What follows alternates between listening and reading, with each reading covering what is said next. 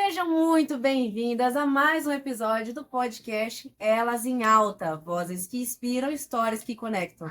Meu nome é Larissa Souza, sou psicóloga clínica e aqui eu vou trazer diversas mulheres com diversas histórias, experiências, trabalhos incríveis para poder te inspirar e também você conhecer diversas modalidades, vamos dizer por aí, tá bom? Quero agradecer, primeiramente, ao Espaço Red Lab por me ceder esse espaço maravilhoso, que eu sou apaixonada.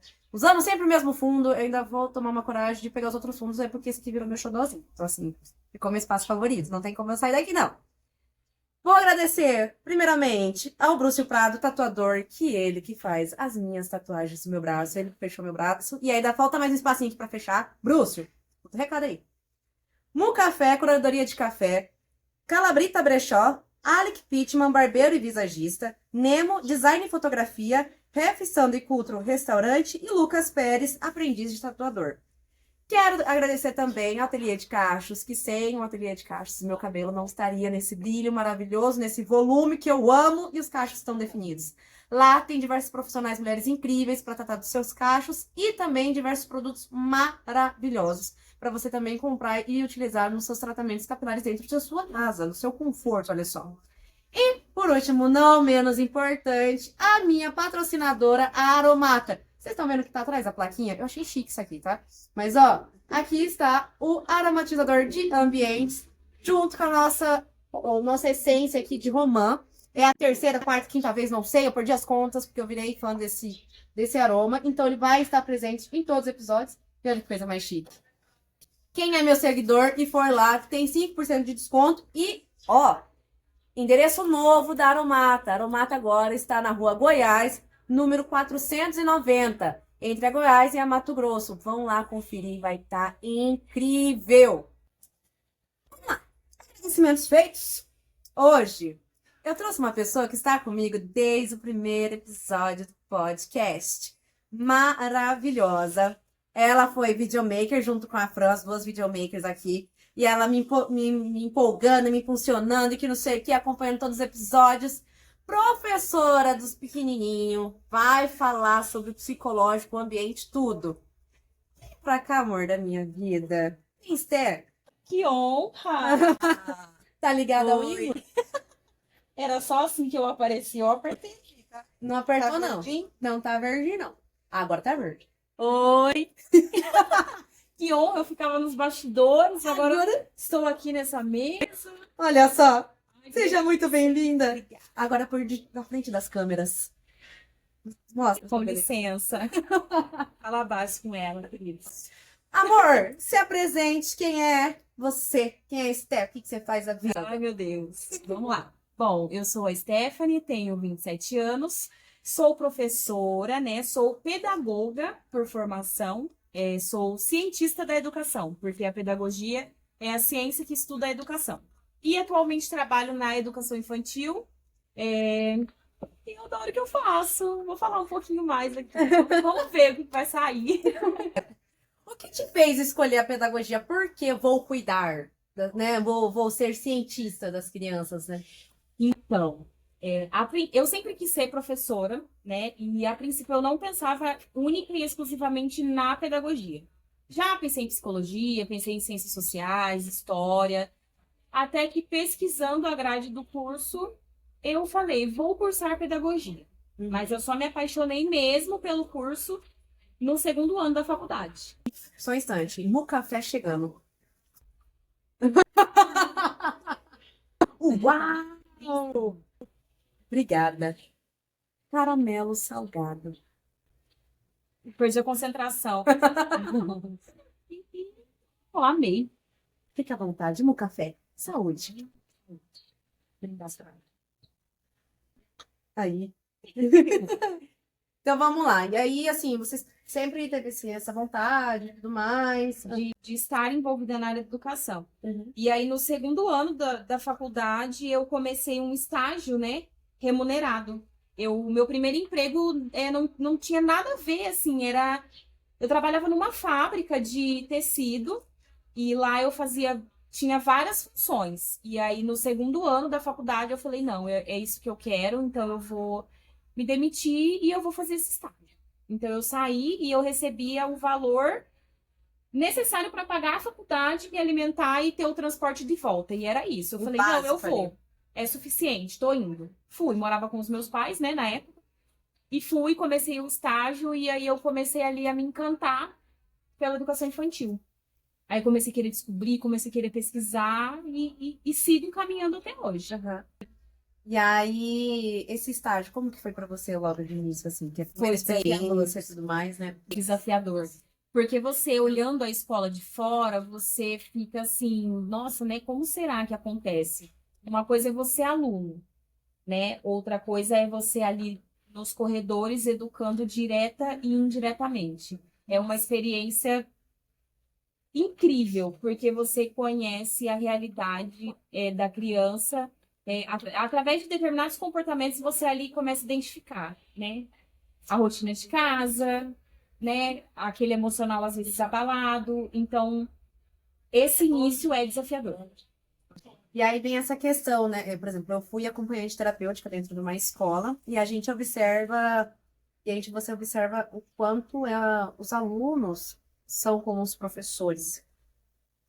O quanto os alunos, assim, não, assim, eu digo em contexto geral, porque eu já dei muitas palestras também em escolas, né?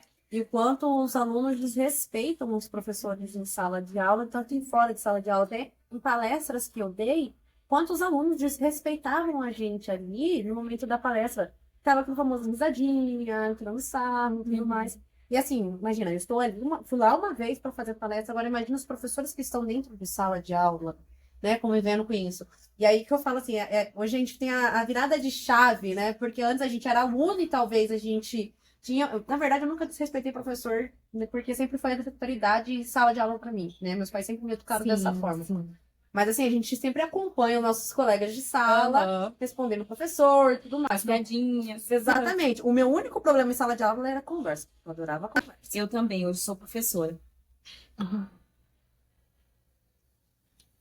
É, sou demais. Essa menina. Mãe, a Stephanie é uma boa aluna, mas ela fala tanto, ela conversa tanto. Eu não sei aonde que essa menina tira tanto assunto. Sim, uma boa aluna, mas fala. E é hoje que. E o aluno que conversa muito pra você, o que você faz? Oi, amor.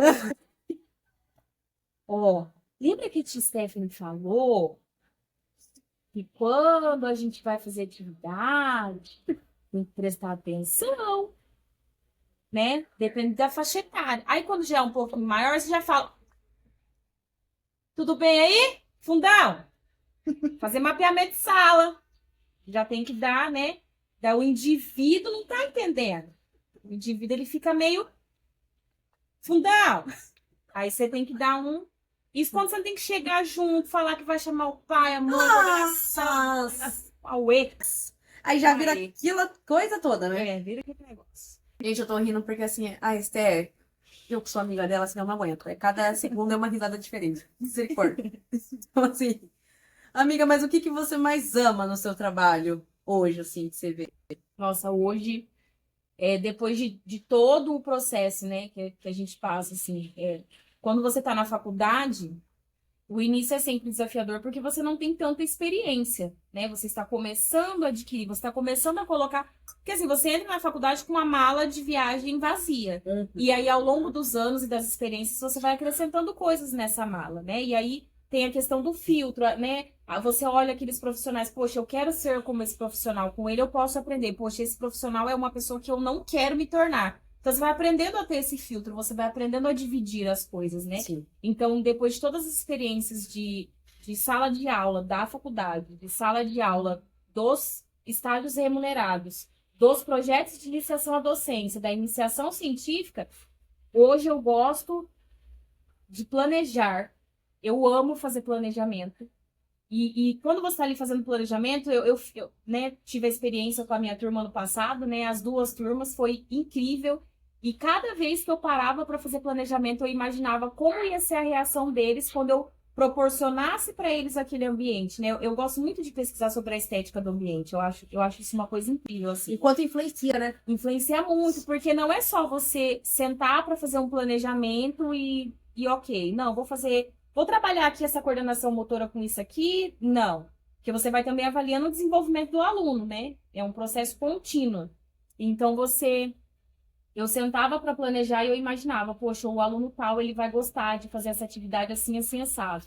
O aluno tal, ele vai estranhar um pouquinho porque ele já tem ali um processo diferente. Então, o que que eu vou fazer? Então, você pensar ali na estética do ambiente. Vou trabalhar hoje com materiais secos. Vou colocar aqui várias panelinhas no chão, vou estender um craft gigante, vou colocar aqui vários materiais. Vou colocar aqui pó de café, eles já vão pegar, é uma textura diferente da areia. E tem um cheirinho diferente também. Uhum. Então aqui a gente já pode começar a trabalhar aqui as texturas, o odor. Aí eles vão ali trabalhando a coordenação motora, o colocar e tirar, dentro e fora. Que Então, idade, mais ou menos? a partir de um ano, né, que eu trabalhei a partir de um ano. Então, na minha sala tinha um ano e meio, 2 anos, 2 anos e meio. E a gente ia trabalhando com todo mundo junto e deu super certo, assim. Foi até melhor do que eu esperava. Então, acho que o que eu mais gosto hoje na minha profissão é isso, é o planejar. E aí, por exemplo, nessa idade que você pegou, você consegue já observar algum comportamento atípico e tudo mais? Por exemplo, tem alguma coisa diferente nessa criança que é importante os pais estarem se atentando? Como que é? Então, nessa fase, a gente evita a questão do diagnóstico, Ah, sim, né? com certeza. Não posso olhar para uma criança e falar, eu acho. Na nossa área, né, o ser professor é desafiador por isso. Eu não posso chegar para os pais, né, olhar dentro dos olhos dele em uma reunião e falar, eu acho que o seu Não. filho tem. Não existe o eu acho. É muito perigoso. É muito perigoso. Muito perigoso. Então, assim, olha, durante todo o processo que nós passamos juntos, né, no final do primeiro semestre vai uma ficha de avaliação, né, uma ficha de avaliação descritiva do aluno, e eu tento ser extremamente específica, porque eu quero que o pai, a mãe, leia aquela ficha de avaliação, ou em reuniões, ela me escute e ela fale, é o meu filho. Eu Perfeito. gosto disso. Então, eu evito, assim, né, esse achismo, né? Porque tem todo um pano de fundo, né? Quando você está em sala de aula. A gente está sempre lendo, eu tenho certeza absoluta, amiga. Eu tenho certeza absoluta. Qualquer professor que você chamar aqui, ou qualquer professor que você parar para conversar, ele vai falar: estou lendo o livro tal, estou terminando uma pós tal, porque tem todo um pano de fundo, né? Que a gente tem que tomar muito cuidado com esse achismo. Então, a gente identifica sim. Quando tem conflito em casa, a gente sabe. A gente percebe que o emocional da criança fica mais abalado, né? A criança fica mais sensível, às vezes fica mais choroso, às vezes está mais agitado, né? A gente começa ali a observar alguns comportamentos diferentes, né? Às vezes ele prefere ele brincar sozinho, pode não ser porque está tendo um conflito, pode ser só porque ele está cansado, ou teve uma situação de conflito em sala de aula com os coleguinhas, às vezes uma simples disputa de brinquedo ele não se sentiu confortável, quis ir brincar sozinho, né? Ou ele fica mais agitado, né? Então ele quer fazer o quê? Ele quer pegar uma panelinha para brincar, daqui a pouco já não é mais pra ele, ele quer sair, quer pegar outra coisa, né? Às vezes aquela semana dele foi agitada. Uma criança que foi na natação, jogou bola com o pai a manhã inteira. Então tem essas mudanças de rotina, né? A gente percebe um pouco. É até bom você falar isso, que uma das perguntas que eu queria fazer para você era sobre isso. Quando tem mudanças no comportamento no ambiente de casa e tudo mais, tem esses conflitos e tudo, né? Como que vocês lidam dentro da sala de aula? Como que é para vocês, professores, assim? Você percebe que a criança não tá bem por questões internas dentro de casa, né? Como que vocês lidam, assim? Então, eu vou falar com base nas experiências que eu tive, né? Quando eu percebo, assim, que a criança tá num momento, assim, uma criança mais agitada, né? Ela tá ali, tá chorando bastante, né? Já passou, né? Tem a famosa fase de adaptação na educação infantil. É uma fase temida pela família, pelos professores, pela criança, né? É um momento que exige muita empatia, né? Empatia, paciência de todos nós, né? Que estamos ali naquele ambiente. Então, nesse momento, a gente lida com muita paciência, empatia e carinho. Eu acho que o afeto é muito importante, né? O acolhimento ali, que é o que ela precisa O naquele acolhimento momento. é uma coisa que a gente aprende todos os dias, porque é desafiador estar em sala de aula, né? Então, às vezes, aquela criança está mais agitada, ela vai disputar mais um brinquedo, né? Ela vai ali querer empurrar o coleguinha, né? Porque, assim, com a criança, as emoções, elas vêm muito depressa. Então, às vezes, a mãozinha para pegar o brinquedo aqui pensa mais rápido do que eu posso pegar o seu brinquedo. A mão sempre vai ser mais rápida. Então, a gente sempre tenta acolher abaixo ali na altura da criança. Ó, o que você acha da gente pedir? Vamos pedir para ele o brinquedo? Ó, ele é seu amigo. Aqui na sala de aula, a gente não bate, né? A gente abraça, a gente dá beijinho. É sempre esse falar, sabe? De cuidado, de carinho, de afeto. Porque se ele se sente acolhido, né? Geralmente eles se expressam melhor no ambiente onde eles se sentem melhor acolhidos, respeitados, ouvidos, né? E a gente, durante as palestras nas escolas, a gente estava falando muito sobre era o quanto o aluno se expressa em sala de aula, principalmente nas agressões, nos comportamentos. A gente observa que muitas vezes é um reflexo de dentro de casa, né? A questão do bullying. Às vezes, Sim. uma coisa que vem ocorrendo dentro de casa, com ele, com a família dele, ele acaba descontando num colega, Sim, né? sim. É de forma errada? É de forma errada. Por quê? Porque ele não aprendeu a forma certa.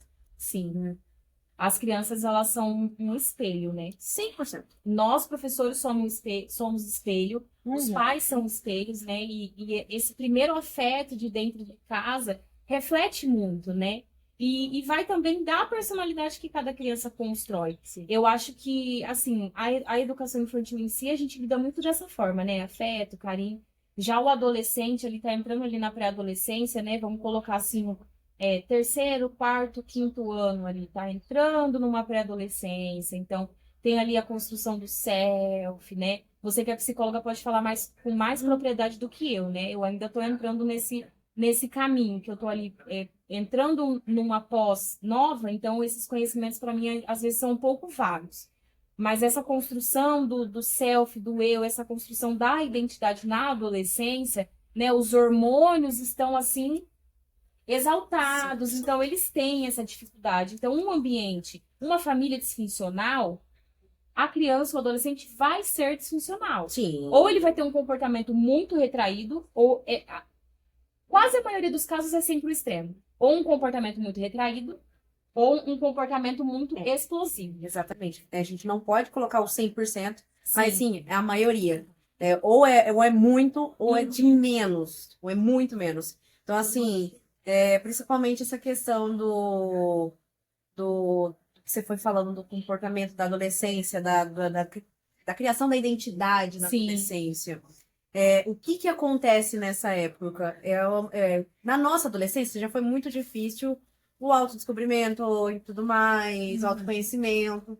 Hoje em dia está muito mais desafiador, por conta da internet. Porque nas redes sociais a gente posta aquilo que a gente quer que o outro veja. Sim. Então, aparentemente, a vida vai ser perfeita. A comparação vem, né? E são informações Muito rápidas. Vagas. São informações Rápidas, vagas, muito rápidas. Então, eles não conseguem absorver aquilo e construir a aprendizagem. Não. Eles não constroem. Por isso que, dentro da sala de aula, eu acredito que o pós-pandemia, eu acho que os professores sentiram muito, né?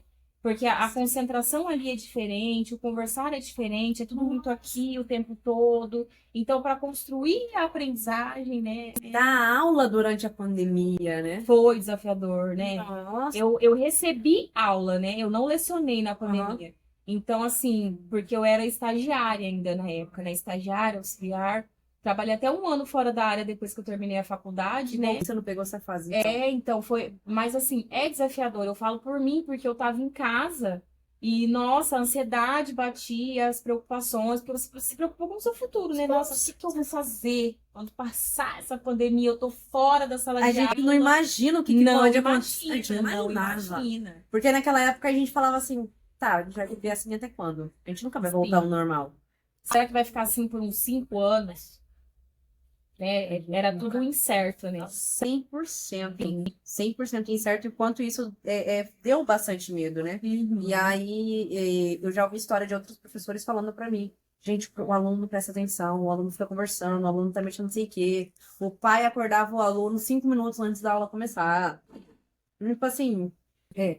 Uma rotina desorganizada, nossa, reflete muito. Senhora, e aí para voltar para a sala de aula foi muito mais complicado, porque o convívio com as redes sociais, com o celular e tudo mais. E aí hoje tem essas regras implementadas dentro de sala de aula sem o celular, né? Tem, eu dei uma olhada assim por cima, né? Porque como a idade que eu trabalho não tem tanto esse. Que bom. Vou colocar como um problema. Eu, particularmente, acho o celular dentro de sala de aula um problema. Porque, assim, o adolescente ali, ele tá em construção. Então, ele ainda não sabe como que ele aprende.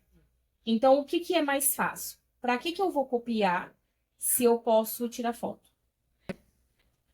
Para que eu vou ficar prestando atenção na aula do professor se eu posso gravar e depois eu escutar em casa? Sim. Mas será que ele realmente vai escutar em casa? Porque ele ainda não sabe como que ele aprende. Não. Né? Então é complicado. E aí o professor em sala de aula no início do ano já tem ali uma certa dificuldade para entender como que cada criança, adolescente aprende. Porque esse é o nosso papel em sala de aula, é entender como que o aluno aprende. Sim. A gente vai, monta o planejamento, né? Aplica ali em sala de aula, tudo. E é desafiador, né? Porque aí você tem que avaliar esse aluno. Você está avaliando esse aluno consequentemente, você está se avaliando. Porque se o aluno não está aprendendo, vamos supor que tem uma sala ali, você humilde, tá? 20 crianças. 10 crianças tiraram nota vermelha. Será que são esses alunos que têm ali uma dificuldade de aprendizagem? Ou será que é o meu planejamento que eu não estou tendo ali uma didática bacana que eu não estou conseguindo alcançar esses alunos? Então, a gente se avalia o tempo todo, né? Com certeza. Eu mesma, na educação infantil, eu me avaliei o ano inteiro. Eu pensava, poxa vida, o que eu posso fazer na aula de amanhã para que essas crianças, né, se divirtam mais? Porque na educação infantil as crianças aprendem brincando. Eles levam muito a sério o estudar. Gente, eles levam a sério o estudar. Era a coisa mais linda do mundo quando eu falava, pessoal, hoje a gente vai fazer ficha. Gente, todo mundo sentava na mesa. As crianças desse tamanho que sentavam na mesa, coisa mais linda. Eu não precisava o tempo todo direcionar comandos. Era só eu falar, hoje a gente vai fazer a ficha. Olha só, hoje a Tisté, junto com vocês, vai colar a casquinha de ovo aqui, no pintinho amarelinho. Olha que legal. Lembra que a Tisté mostrou pra vocês a musiquinha? Aí canta a música, e eles cantam junto, e eles fazem os gestos, e eles aprendem. Então, assim, o ano todo você vai avaliando. Tá, mas e se eles não fizessem os gestos? Acho que eu tô fazendo muito pra essa idade que... Então, o tempo todo você vai se avaliando, sabe? Não Então, tem como não se avaliar. não tem como. Não tem como não se avaliar. E aí você acredita que a valorização e o reconhecimento do trabalho, né, dentro da escola, influencia no seu equilíbrio emocional? Ah, bastante. Amiga, influencia muito. Nossa, tô me sentindo assim num café da tarde. Eu tô adorando isso aqui. Eu amei, é pra se assistir desse Eu tô jeito amando, mesmo. é Ah, muito tô gostoso. concordando ali. É muito gostoso. Influencia muito, porque assim, como eu falei pra você, o professor, ele tem todo um pano de fundo, né? Por exemplo, você, para fazer esse podcast, você estuda, você quer saber ali como que funciona a área, então você levanta ali alguns questionamentos e fala, poxa, isso aqui vai ser bacana, deu. Então tem um pano de fundo, tem um planejamento. Então o professor, ele tem um planejamento, né? Como eu falei, é muito complicado eu olhar para um pai e falar, eu acho. Não existe o eu acho. Eu preciso trabalhar com uma certeza. Não que eu não vá errar. Sim, Todo mundo erra, porque eu ser professora, eu sou filha, eu sou irmã, eu sou tia, né? Eu tenho ali sentimentos, emoções. Você é um ser Né? humano. Eu sou um ser humano. Então, lidar com algumas questões, assim, com algumas críticas, às vezes a gente fica assim, um pouco para baixo, abala um pouquinho o nosso emocional, né? E aí a gente se pergunta onde a gente está errando. Nossa, onde que eu errei, né? Que não deu certo e tal. Então é toda uma reavaliação.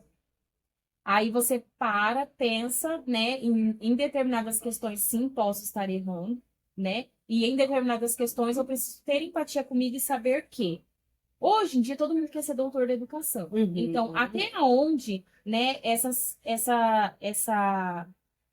como é que eu posso colocar? Vou colocar plateia, vou falar plateia. Até onde essa plateia tem razão com essa crítica, né? E onde eu tô errando. Então, é fazer essa colocação. Poxa vida, o que ele disse realmente é verdade?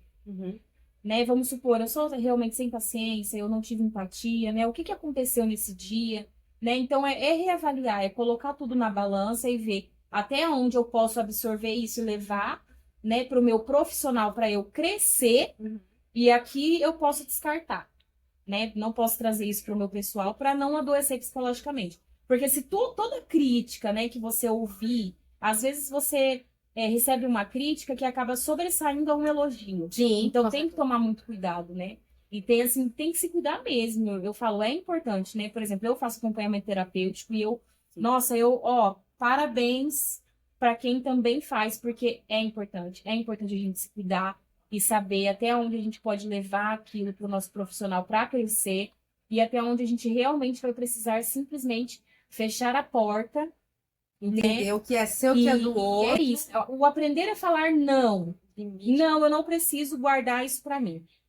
Eu vou só. No último podcast com a Júlia, a enfermeira ginecológica, a gente falou sobre essa importância de falar ou não. Importantíssimo, importantíssimo, importantíssimo impor limites, como eu falei, né? Todo mundo quer ser doutor da educação. Então, assim, não é querer ser melhor, não. Porque o nosso papel enquanto professor jamais vai ser ensinar o pai e a mãe a ser pai e mãe. Não.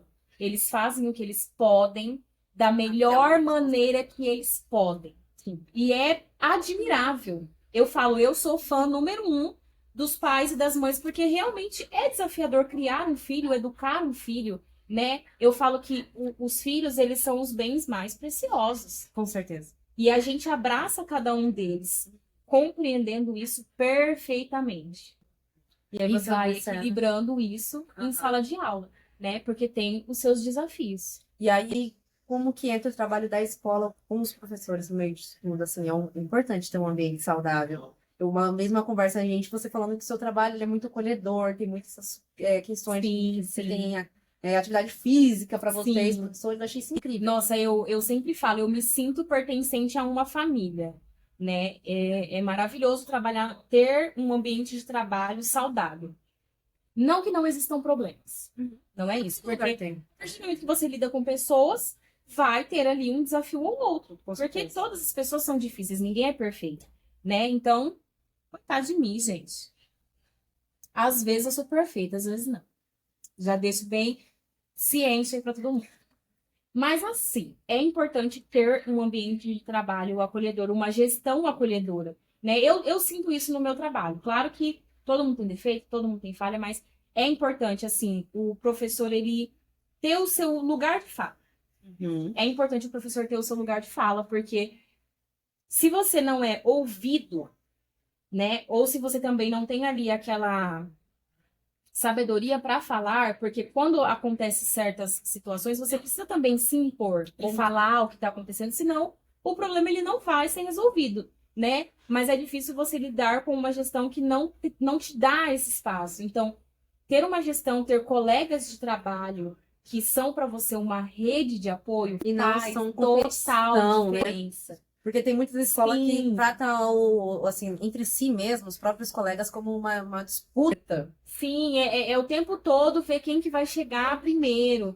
E não é assim, né? Porque, por exemplo, chega ali um mês assim, vou colocar como o mês do cachorro louco. Tem sempre um mês que é mais desafiador, né? Ano passado, por exemplo, tivemos pouquíssimos feriados. Então, assim, é exaustivo. Mas, Então, assim, ter uma rede de apoio para ali na hora do almoço você sentar e falar, nossa, hoje eu tô. Você sentar e só encostar assim, amiga, hoje eu tô cansada.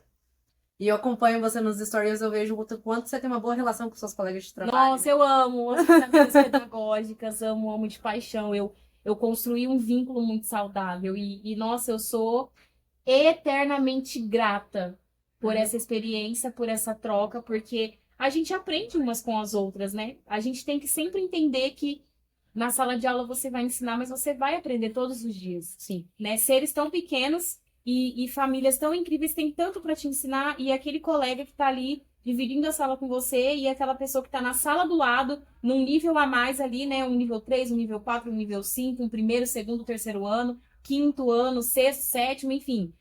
Ela tem muito para te ensinar, Com né? certeza. Porque eu falo que eu amo sentar e conversar com as pessoas que são mais velhas de casa.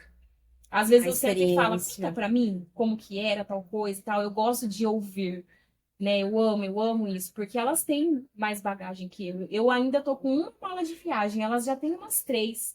Então, quais itens pedagógicos tem aí na sua mala que você pode me emprestar pra gente trabalhar junto? Aham. Eu quero aprender com você. Nossa, eu amo isso. Eu amo ter essa troca, essa experiência, é maravilhoso. Porque você consegue ouvir diversas formas, diversos jeitos, até que você pode Sim. implementar no seu trabalho agora, né? Não é porque ela, por exemplo, fez anos atrás, falou, não, pera, eu posso reformular e fazer isso Sim. hoje. Quando eu estava na faculdade, a professora indicou pra gente um livro chamado O que é Educação, do, acho que é Marcos Brandão. Uhum. E eu li aquele livro, eu não lembro tudo que estava escrito, obviamente, mas assim, foi um livro tão legal. Que abriu sua mente, Ah, assim. nossa, despertou, assim, sabe aquele...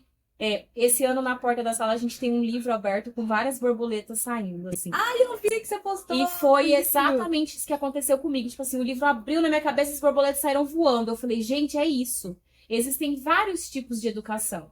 Qual é o tipo de educação que você tem, que eu posso aprender com você? E qual é o tipo de educação que eu tenho, que eu carrego, que você pode aprender comigo? Exatamente. Né? Então, é o respeitar essas culturas. São várias culturas, são vários jeitos de pensar diferente, né? Então, assim, pensa em sala de aula. Eu tenho ali Japão, Alemanha. Como que eu posso aprender um pouquinho de cada? Como que eu posso equilibrar isso, juntar, abraçar, acolher? Sabe? É incrível. Histórias que inspiram, né? Histórias que inspiram. É isso. É incrível. Vozes que. Não, aqui tá vozes que inspiram, histórias que conectam, mas é exatamente isso. é todo esse. Não tem como, a gente sempre tem que aprender com a Sim. vida, com a bagagem de vida e Sim. tudo mais. E aí, como que você lida com os pais, assim? Como que é a relação dos professores com os pais? Qual é a importância dos pais sempre estarem envolvidos? Nossa, eu amo quando as pessoas perguntam isso pra mim. Porque, assim, quando eu comecei pedagogia, eu falei, não, eu quero ser pedagoga do Estado. Né? Antes de ir pro Estado e pensar na educação infantil, eu falei, acho que eu quero ser pedagoga do Estado. O avião passou, vai dar.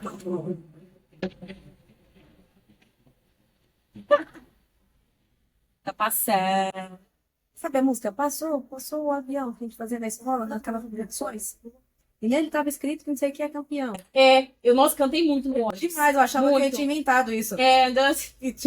Não, criatividade zero. Nada se cria, tudo se copia. Obrigada, irmão. Então, Voltando. eu amo quando as pessoas perguntam isso pra mim, porque eu pensava em ser pedagoga do Estado e tal. E aí depois eu falei assim, não. Não. Eu acho que eu quero trabalhar com orientação de pais. E aí vem a primeira experiência em sala de aula. Meu Deus, vou ter que lidar com os pais. Confusão na cabeça, gritaria, medo, meu Deus, os Pai pais. oprimindo, que não sei o Os que pais vão acabar comigo, vão me marretar, Que daí você é novinha. vão falar mal de mim. Porque assim, tem aquela cobrança. Nossa, a professora não é mãe. Eu senti um pouco essa cobrança, né? Às vezes vem aquelas perguntas, você não é mãe? Eu falei, eu não sou mãe, mas eu sou tia. Gente, quem é tia sabe, é um amor assim que não... Eu falo, eu olho pro meu sobrinho, ele já tem 4 anos, eu falo, cabelo, bolinho de tia, agora eu tenho que pegar com os 2 braços, assim. É uma delícia, assim, e em sala de aula eu falo, a gente cuida como se fosse nosso, é maravilhoso, mas vem, assim, essas inseguranças, né? E aí veio a primeira experiência em sala de aula e todas as reuniões de pais, né? As ligações, as reuniões presenciais. E eu fui muito acolhida, muito. Houveram famílias, assim, que me convidaram para aniversários, né? E tem aquelas mães, assim, que te abraçam no falar. E graças a Deus eu tive muito isso, assim, graças a Deus. Claro, tem, às vezes, um desafio ou outro, uma situação ou outra, mas é aquilo, né? É filtrar, levar para o seu profissional aquilo que vai ajudar você a evoluir profissionalmente e aquilo que não tem necessidade, você só fecha a porta. É E tá assim que a gente cuida da nossa saúde né? mental, né? Porque a opinião dele é a dele, baseada na experiência dele. E isso vem é uma anamnese. Isso vem de lá de trás, desde a gestação daquele pai, quando aquele pai estava na barriga da mãe, aí veio aquela família, e hoje ele tem uma família, então ele tá ali estruturando. Então, tem tudo isso que tem que avaliar. Então, tem coisa que dá para você levar e tem coisa que não. E aí eu fiquei completamente apaixonada por isso, sabe? É outra Por coisa, né? fazer essa orientação com os pais. E eles têm dúvidas, assim, que, para mim, são óbvias, que eu estudei, né? Mas para ele não. eles, é uma novidade. Sim. Para os pais, são novidade, né? É uma novidade, e é uma novidade boa, porque é sobre o filho dele. Então, eu amei, assim, e eu pretendo continuar estudando e me preparando para isso. E, assim, projetos futuros, trabalhar com orientação de pais. Perfeito. Para saber trazer de uma Sim. forma mais consciente e tudo mais, porque a gente precisa ter uma. Por mais que a gente tenha um conhecimento e tudo mais, a gente precisa passar de uma forma simples, um linguajar simples, a gente não precisa Sim. enfeitar. Né? Muitas vezes a gente, por mais, você tem um conhecimento e tudo mais, tá falando bonito, tá? Mas ele tá entendendo. A linguagem científica é para você apresentar um trabalho de faculdade. Quando você está ali numa reunião de pais, você tem que olhar para aquele pai como um pai mesmo, é um outro ser humano, como você. Sim. Então, assim, ele enfrenta desafios ali na educação do filho dele. Às vezes ele vai olhar para você e vai falar assim, nossa, ontem que eu fiz uma abinha no mercado, menina. Nossa, eu fiz uma abinha no mercado, eu fiquei com vergonha, eu sabia que eu ia fazer aquilo no menino. Eu não sabia se eu enfiava ele dentro do carrinho, ele começou a chorar, gritar. Nossa, professora, o que eu faço? O que você vai fazer? Você vai olhar para esse pai e vai falar, acolhe seu filho. Uhum. Não tem uma receita de bolo para criar um filho. Não tem uma receita de bolo para você ter uma sala de aula perfeita. Vão existir desafios e, gente, é jogo. É a prática. É na prática que você vai aprendendo. Ensinar. Uhum. É a prática. Às vezes eu ouço assim, né? Não só na profissão, até fora dela. Com algumas mães, amigas, mães conversam, falam. Tem muito uma culpa, tipo, eu queria ter mais tempo com o meu filho, porque eu preciso trabalhar e tal, e tal, e tal. Mas é isso. eu sempre falo, abrace sua vulnerabilidade nesse momento, né? Você, como mãe, tá fazendo o melhor que você pode. Não se culpe. Você tá fazendo aquilo que Tá tudo bem. você consegue. Não compare, Sim. não olhe no Instagram e olhe aquela mãe perfeita, não sei o que, mas o que essa mãe faz? Essa mãe tem babá, tem ajuda? O que é? Então não se compare. Não A se tua compare, realidade é 100% diferente da realidade do outro. Nenhuma realidade é igual. Então evite se comparar. O se comparar faz muito mal, porque você evita de olhar a si mesmo e olha muito mais para a vida do outro. E a vida do outro sempre vai ser perfeita. A sua sempre vai ser horrível comparado com Cada um tem o seu relógio, né? Cada mãe tem o seu relógio. E para finalizar, o que você gostaria de dizer para os seus colegas de profissão, os professores, pais de escola? Qual que é o seu conselho que você quer dar para vocês?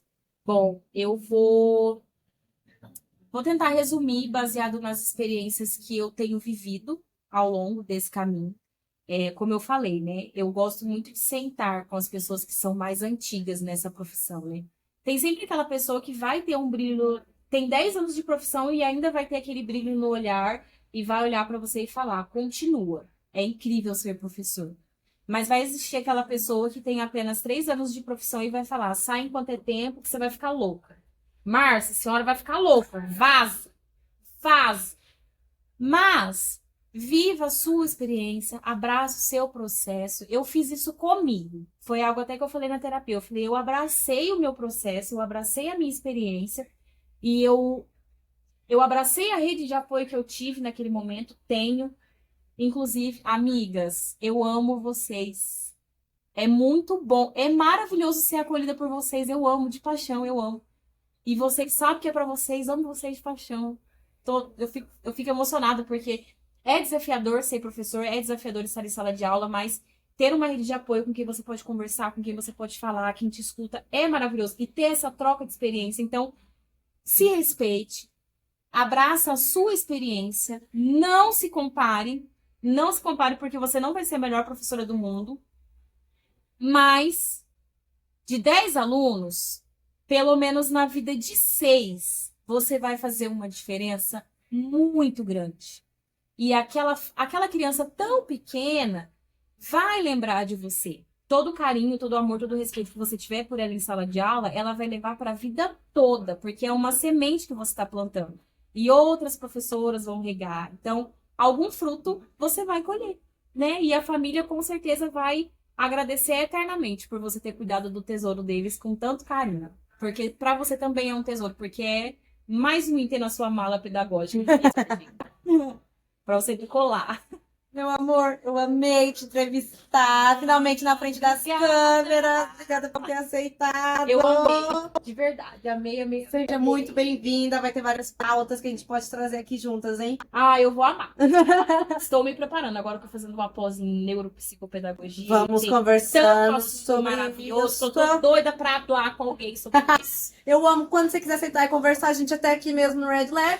chama Ai. pro café, entendeu? Vamos. E a gente toma um cafezinho e vai Vamos, conversando. vamos. Topo. Estou aqui me batendo porque tá vindo uns mosquitinhos, mas tá tudo certo. Quero continuar vindo, porque, gente, é uma delícia ver estar nos bastidores é muito gostoso. Ver cada conversa ao fim. Depois, quando lança, eu assisto de novo. Eu amo isso, gente. Eu posso até o avião Parabéns, passando. amiga. Merece muito, merece muito. Vamos. Obrigada. Gente, obrigada pra você que ficou até aqui. Assistam o nosso podcast, o meu podcast, outros episódios. Tô emocionada. Fala seu Instagram, conta seu Instagram. Não, tá ligado? Tá. Gente, no meu Instagram ele é mais pessoal, mas de vez em quando eu posto umas dicas pedagógicas. Esses dias atrás eu postei no Stories dicas de brinquedos pra você, né, a faixa etária do seu filho, 1, 2 e 3 anos, dica de brinquedo pedagógico. Foi coisa rápida no Story. Mas se de vez em quando você quiser ver uma palhaçada, se quiser dar risada, Aham. é vou soletrar,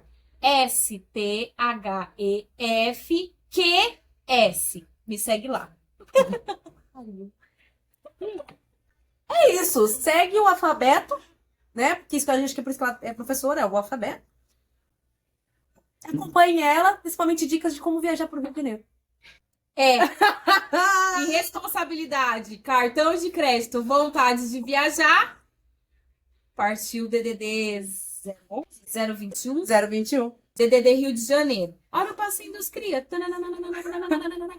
Beijo! Beijo. Tchau! Você, cara.